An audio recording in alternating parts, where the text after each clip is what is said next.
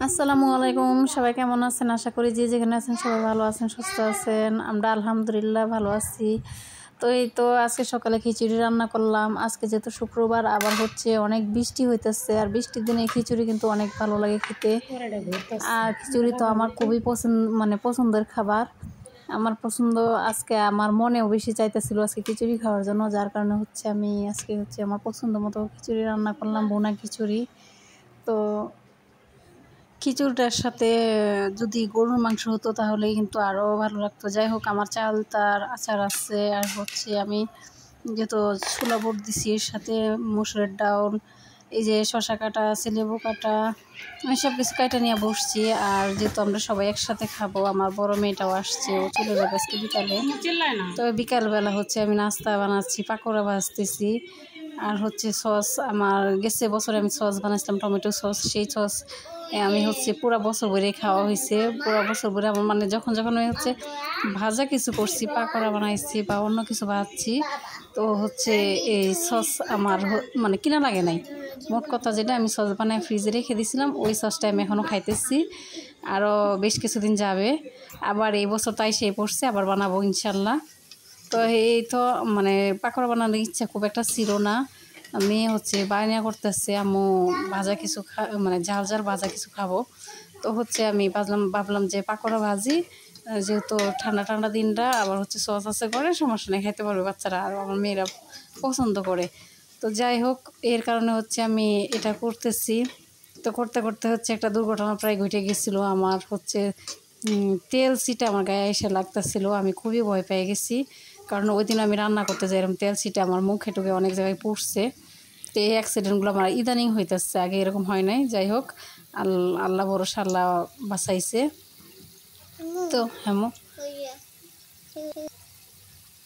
তো ঠিক আছে, সাথে থাকেন, দেখতে থাকেন ভিডিওটা, আশা করি ভালো লাগবে। এই যে আমি কতগুলো গুলাইছি, অনেকগুলো পাকোড়া হবে।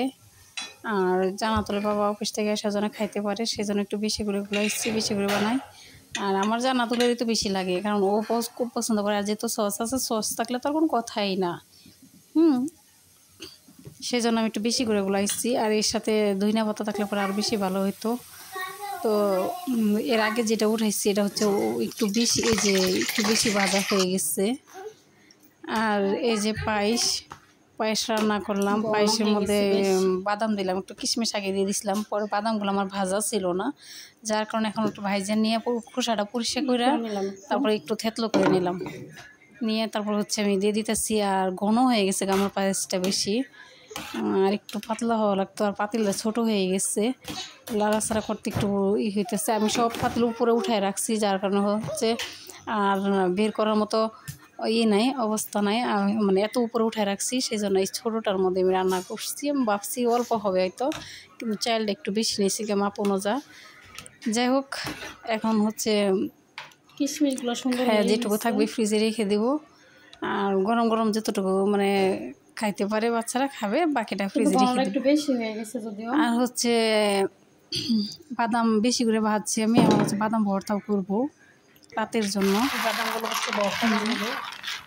বাদামগুলো হচ্ছে নষ্ট হয়ে যাইতেছিল, আমি চিন্তা করলাম ভাইজা ভর্তা করে ফেলি, খাওয়া হয়ে যাবে, নষ্ট হয়ে যাইতেছে। আর জানি না কিছু বৃষ্টির জন্য, বৃষ্টির দিন, সেই জন্য নাকি কোনো জিনিস ঘরে রাখলে এখন থাকে না, নষ্ট হয়ে যায়।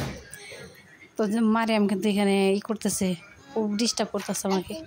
ও হচ্ছে যে বক্সের ভিতরে সব বাদামগুলো নিয়ে ভরতেছে, ঢুকাইতেছে, আবার হচ্ছে খেলা করার জন্য নিয়ে যেতেছে। আর এটা হচ্ছে এর আগের দিনকার একটু ভিডিও ক্লিক আমি নিয়ে নিলাম, এর সাথে ভিডিওটার ভয়েস কিন্তু আমি পরে দিতেছি। আরেকদিন খিচুড়ি রান্না করছিলাম, ওই দিন হচ্ছে আমি বুটের ডাল দিয়ে রান্না করছিলাম, ওই দিন বুটের ডাল দিয়ে রান্না করছি, ওই খিচুড়ির একটুকু আজকে নিয়ে নিলাম।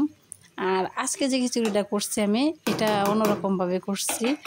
ওই 2 দিনকার খিচুড়ি 2 রকমের হয়েছে, হ্যাঁ। আর খিচুড়িটা আমার খুব পছন্দ, এই জন্য আমি ঘন ঘন খাই। আর এই তো ওই যে আমার জ্বালানা দিয়ে দেখা যায় বাঙালির যে ফ্যাক্টরির মহিলারা, ওই খালারা কাজ করতেছে, হ্যাঁ। ওই এটা হচ্ছে তারও একদিন আগে আমি একটুখানি ক্লিক নিয়েছিলাম।